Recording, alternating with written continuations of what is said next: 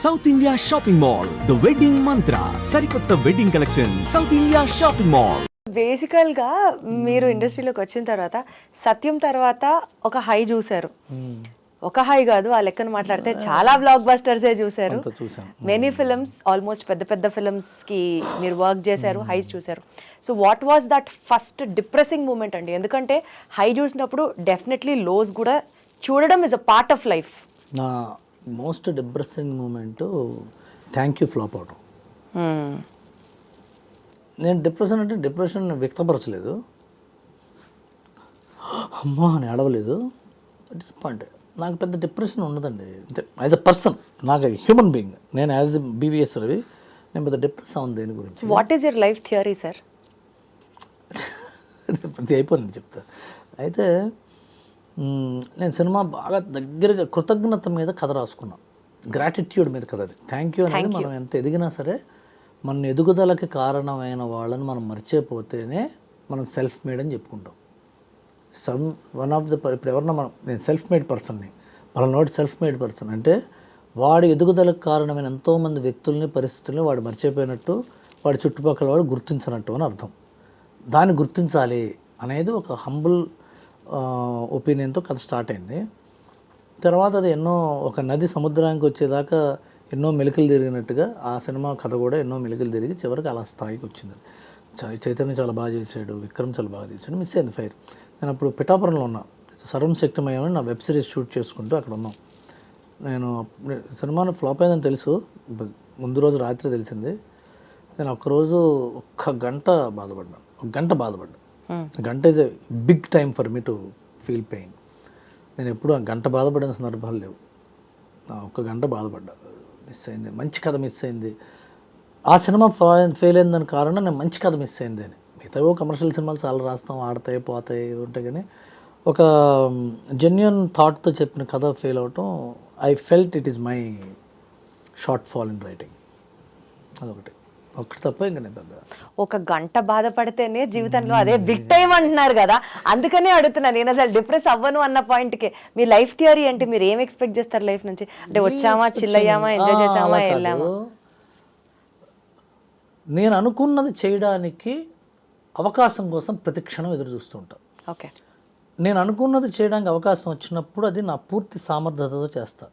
అది ఫెయిల్ అయితే ఇంకోటి చేస్తా. అది సక్సెస్ అయితే అలాంటిది ఇంకోసారి చేస్తా. అది ఎవరైనా అదే చేస్తారు. కానీ ఫెయిల్ అయినప్పుడు ఎక్కువ ఏడ్చి, సక్సెస్ అయినప్పుడు ఎక్కువ ఆనందపడితే ఆ బాధలోనూ సంతోషంలోనూ టైం వేస్ట్ అవుతుందని ఫీల్ అవుతాను. టైం వేస్ట్ అవ్వడం ఏంటండి? ఇంకా దాన్ని ఎప్పుడు ఆస్వాదిస్తారండి? ఆస్వాదన అనేది లేదు. ఆస్వాదన అనేది ప్రతి క్షణం ఆస్వాదించాలి. ఇప్పుడు ఇది కూడా ఆస్వాదిస్తాను నేను ఇప్పుడు మీతో నేను మాట్లాడుతున్నాను. ఆస్వాదన అనేది అదొక నిరంతర ప్రక్రియ. మనం పని చేస్తున్నప్పుడు అలా చీకట్లో కూర్చున్న వాళ్ళు, వెలుగులో కూర్చుని ఎవరు రాకుండా రాసుకునేది కూడా ఆస్వాదనే. అద్భుతంగా మా ఆవిడ వంట చేస్తే తినడం కూడా ఆస్వాదనే. మా అమ్మతో గొడవ పట్టడం కూడా ఆస్వాదనే. మా పిల్లలతో ఏడిపించడం కూడా ఆస్వాదనే. ఎవ్రీథింగ్ ఆస్వాదనే. నేను ఇప్పటి నుంచి కారెక్కి మా ఇంటికి వెళ్తాను, మా ఆఫీస్కి వెళ్తాను, అది కూడా ఆస్వాదనే. ఆస్వాదనకి టైం ప్రత్యేకంగా టైం కేటాయించడం కూడా టైం వేస్ట్. టైం అదే యూజ్లెస్నెస్. అది ఇప్పుడు అదే సినిమా ఫెయిల్ అయిందండి, డిప్రెషన్లో ఉన్నాడు, మనం వెళ్ళి ఓదార్చాలి ఒకడిని, అదంత యూజ్లెస్నెస్. అదిలైతే ఒక చాలా పెద్ద సక్సెస్ కొట్టాడండి, తాయి తందనాలు ఆడుతున్నాడు, వెళ్ళి మనం కూడా పార్టిసిపేట్ చేద్దాం, uselessness. That's all humbug. So మీరు ఎప్పుడన్నా ఒక స్క్రిప్ట్ ప్రిపేర్ చేసి పలానా యాక్టర్ను, ప్రొడ్యూసర్ను అప్రోచ్ అయినప్పుడు రిజెక్ట్ అయిన సందర్భాలు ఉన్నాయా? 100 రాస్తే 99 రిజెక్ట్ అవుతాయి. అయినా సరే మీరు ఫీల్ అయ్యే టైప్ కాదు. నేను కాదు, ఎవడు ఫీల్ అవడు. డార్ట్ గేమ్ అండి ఇది. ఎనీ టెక్నీషియన్స్ సినిమాలో, సినిమా ఇండస్ట్రీ కాదు, ఒక ఆర్కిటెక్ట్ బొమ్మలు వేస్తారు, పెద్ద పెద్ద బిల్డింగ్లు కట్టి, వాళ్ళవి 1000 రాస్తే ఒకటి అవుతుంది. ఆర్కిటెక్ట్ 100 బొమ్మలు వేస్తే ఒకటి ఓకే అవుతుంది. ఎందుకంటే ల్యాండ్ ఓనర్ బాసు, ఈ బొమ్మ కాదు నాకు, మా ఆవిడ వద్దంటుందండి, మా ఫ్రెండ్ వద్దన్నాడండి కలరు, సరే ఇంకో బొమ్మ వేద్దాం అనుకుంటారు కదా. అసలు ఎవడన్నా రిజెక్షన్ని సీరియస్గా తీసుకున్నాడంటే వాడు సన్నాసి. రిజెక్షన్ని సీరియస్గా తీసుకుంటే సన్నాసులు. మీరు కరెక్ట్ చేసుకోండి, ఎందుకు రిజెక్ట్ అయింది, మళ్ళీ ఇంకో అంతే తప్ప ఫీల్ అయిపోయి డిప్రెషన్కి వెళ్ళిపోయి రిజెక్షన్ సీరియస్గా తీసుకునేవాడు 10th ఫెయిల్ అయితే బిల్డింగ్ మీద దూకేవాడు ఒకడే. ఎంత సీరియస్ తీసుకోకూడదు.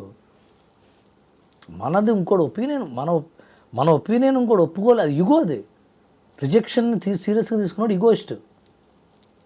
అది నిజమైన డేంజరస్ ఈగో. ఇప్పుడు మీ డ్రెస్ చండాలంగా ఉందండి అని అనుకోండి, మీరు గదిలోకి వెళ్ళి ఆ పక్కన భవానీ గారి దగ్గర భుజం మీద పడి ఏడుస్తూ కూర్చున్నారు అనుకోండి, అంత సీరియస్. ఆడి మొహం వాడికి నచ్చలేదు, నా డ్రెస్ నాకు బాగుందంటే అయిపోయింది కదా. మీ ఇంటర్వ్యూ నా తర్వాత ఇంకో ఇంటర్వ్యూవర్ వస్తాడు, ఏం డ్రెస్ వేసుకున్నారండి అంటే బ్యాలెన్స్ అయిపోలా.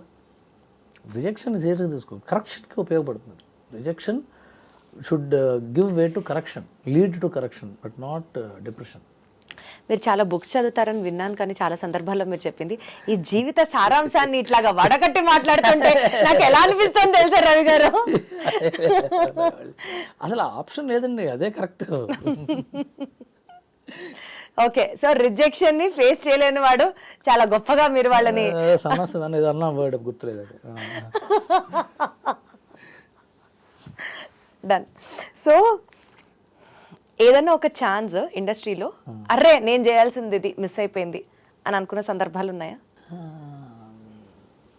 అంటే ఎలా నాకు అర్థం కావట్లేదు. అంటే ఇది సినిమా ఇండస్ట్రీ కదా, ఇదేంటంటే రంగులు రావటం కాదు, నా బదులు కూడా ఎవడో ఎక్కాడే అనుకోవడానికి. ఇది అర్రే నేను చేస్తే బాగుండేదా, నేను బాహుబలి గురించి అనుకోవచ్చు, పోకిర్ గురించి. అలా కాదుగా, మీ దగ్గరికి వచ్చే అవకాశం when it was the first preference మీరున్నప్పుడు నేను ఇది చెయ్యను అని మీరు సెల్ఫ్ గా రిజెక్ట్ చేసి లేటర్ ఆన్ రిగ్రెటింగ్ దట్ అర్రే నేను ఇది చేస్తుంటే బాగుండేది టైప్స్ లో అసలు లైఫ్ లో రిగ్రెషన్ కి ఛాన్సే లేదు. అది అది ఆ డైలాగ్ కదా రావాలి. అసలు రిగ్రెటే అసలు ఛాన్సే లేదు. అసలు నేను రాత్రి పడుకుని పొద్దున్న లేస్తే కొత్త లైఫ్ అది. దాని గురించి ఎక్కువ ఆలోచించాల్సి. ఎందుకండి ఇన్ని డిఫరెంట్ వేరియస్ సెగ్మెంట్స్ ఆఫ్ సినిమాలో వర్క్ చేశారు? ప్రొడ్యూసర్ రోల్ తీసుకున్నారు, డైరెక్టర్ రోల్ తీసుకున్నారు, రైటర్ రోల్ తీసుకున్నారు. What fascinates you more? అంటే ఇంకా ఏం చేయాలన్నది మీ యాక్చువల్ డ్రీమ్ ఏంటి? నేను రాసుకున్న ఎన్నో కథలు చెప్పే అవకాశం వేరే ప్రొడ్యూసరు వేరే డైరెక్టర్ అయితే తక్కువ ఉంటుంది కాబట్టి, నేనే ప్రొడ్యూసర్ అయితే నేను రాసుకున్న కథలు చెప్పే అవకాశాలు పెరుగుతాయని నేను ఇప్పుడు నమ్ముతున్నాను. So I want to produce more films which right. I want to tell my self, I want to express my self, I want to tell stories which I love and I like and I read through my production. So నేను రైటర్గా produce చేద్దాం అనేది నాకు బాగా ఇష్టమైన, ప్రస్తుతం అది ఆ మూడ్లో ఉన్నా. రేపొద్దు ఇంకో మూడ్లో ఉండొచ్చు, ఎవరైనా ఉండొచ్చు అట్లా. Today's decision is that, not today's, this period of time in my life I'm enjoying that. అదే సార్, ఈ మూమెంట్లో మీరు ఆస్వాదించేది రైటింగ్ స్కిల్స్. రైటింగ్ అనేది ఎప్పుడు రైటింగ్ అనేది నేను రాయటం మొదలైన నాకు పెన్ను బయట ఆల్ రాయటం అనేది ఏదో రాస్తున్నాను.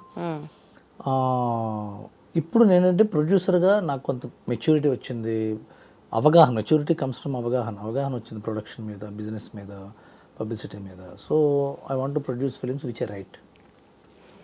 దిల్ రాజు గారు ట్రోల్ కూడా చేయొచ్చు, అరే నీ కథలు నువ్వు తప్పేవాడు ప్రొడ్యూస్ చేయడం కూడా ట్రోల్ చేయొచ్చు. It's fine, it's fine. ఎందుకంటే మీరు దాన్ని ఎంజాయ్. దిల్ రాజు గారి ఇన్ హౌస్ ప్రొడక్షన్లో మీరు కూడా ఒక ఇన్ హౌస్ రైటర్, చాలా సినిమాలు రాశారు. ఎస్పెషల్లీ ఒక మీడియం ఆఫ్ ట్రస్ట్ మీ ఇద్దరి మధ్యలో ఎంత స్ట్రాంగ్ ఉందంటే దాని వెనకాల ఆ ట్రస్ట్కి రీచ్ అవ్వడానికి ఏ ఐడియా వర్కౌట్ అయిందండి? బికాజ్ ఫస్ట్ ఇంప్రెషన్ ఎక్కడొచ్చింది, అసోసియేషన్ ఎలా కొనసాగింది మీకు దిల్ రాజు గారికి? భద్రా సినిమా నుంచి నాకు ఆయనతో పరిచయం అండి.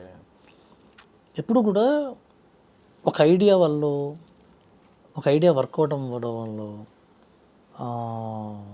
ట్రస్ట్ బిల్డ్ అవ్వడం అనేది తాత్కాలికమైన ట్రస్ట్ బిల్డ్ అవ్వడం అవుతుంది. ఎందుకంటే ఇంకోసారి ఆ ఐడియా ఫెయిల్ అయితే ఇంకో రెండో ఐడియా వీటి దగ్గర పస అయిపోయిందిరా అనుకోవచ్చు.